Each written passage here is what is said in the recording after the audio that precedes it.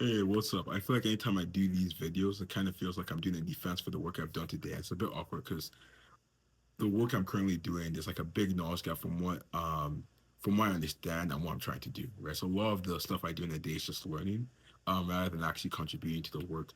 That being said, just to catch everyone up, I've pivoted the whole Gen architecture paper to more so focus on Legos because what I'm trying to explore is the latent space created by the model using the Gen architecture to see, okay, is there like novel shapes within this? Is it possible to apply a universal constraint, a single universal constraint, single in quotations? I'll get to that in another video.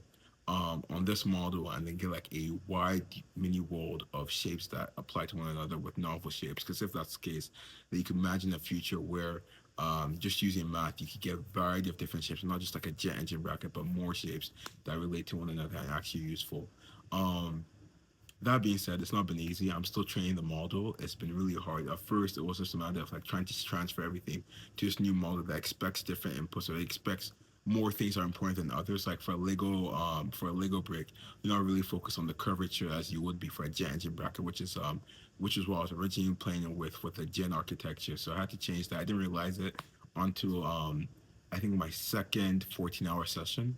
So that was really helpful. In terms of other stuff, I've just been learning how to what stuff to prioritize, what stuff to look into.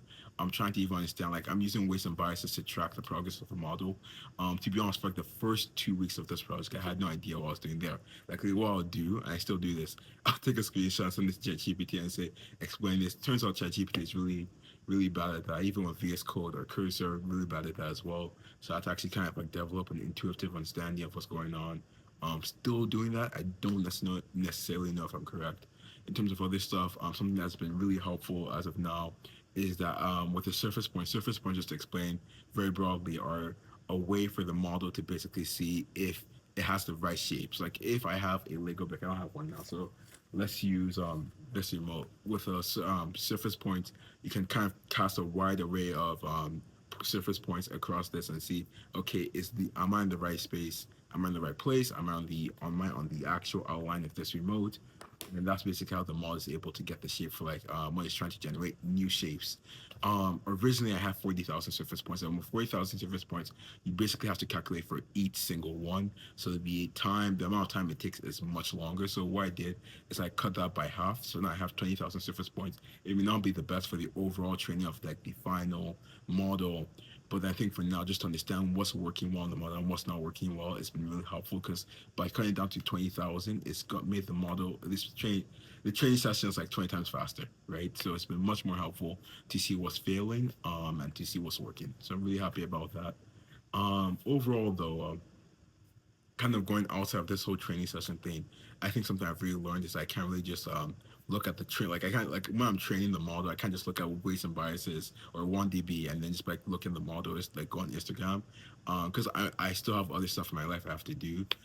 So what I've been learning to do is kind of like while the model is training, I make sure to actually go get other stuff done. So, for example, today's been pretty productive.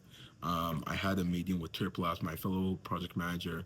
We were just talking about the user flow of the app and talking about how we're going to get everyone back on board for the team meetings and just talk about the plan for the next couple of weeks and months. With Duke Quantum, had another meeting there just to get everyone on the same pace since it's the new year. Talk about how we're going to do the proof of concept for the semester. So that's been really good. So that's been nice. I'm also applying to a Pinterest Engage program.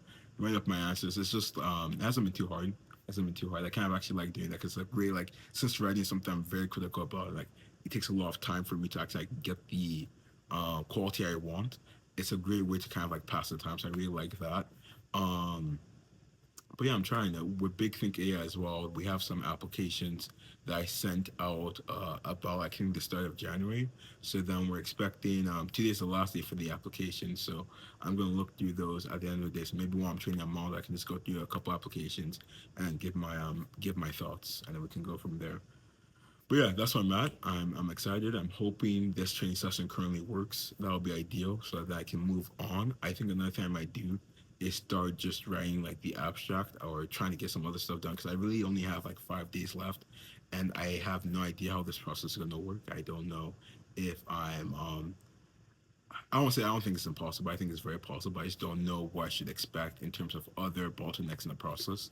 So I'm trying to see if I can like think about anything that might hinder me in like a day before or the day of, and try and get that out of the way while I'm just waiting. Uh, but yeah, it's 4 papers. That's 4 papers. So I think that's just like really helping me mentally to think about how much time I have left. But we'll see. But besides that, though, I have nothing else to say. So have a great day.